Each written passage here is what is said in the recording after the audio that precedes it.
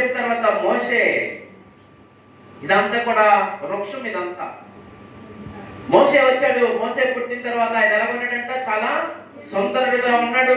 21 అంటాడు. ఆ తర్వాత అతడు బయట పారవేయబడినప్పుడు ఎన్ని రోజులు ఉన్నాడు ఆయన? 3 నెలలు అలా అమ్మ దగ్గర ఉన్నాడు. ఎన్ని నెలలు ఉన్నాడంటే ఆయన? 3 నెలలు ఉన్నాడు. అప్పుడు రాజాకి మగ పిల్లడు ఎవరైనా పుడితే చంపేయాలి లేదా నదిలో పాడేయాలి. ఈవిడేం చేసింది? మోషేని పెట్టిలో పెట్టి వదిలేసింది. అది ఫరో కుమార్తెకి కనబడింది. ఫరో కుమార్తె తీసుకొచ్చుకుంది, పెంచుకుంది. ఏ కుమారుడైతే ఏ తల్లికి అయితే పుట్టాడో ఆ తల్లి ఆ ఇంట్లో పనిచేస్తూ పాలించి పెంచింది. అర్థమైంది?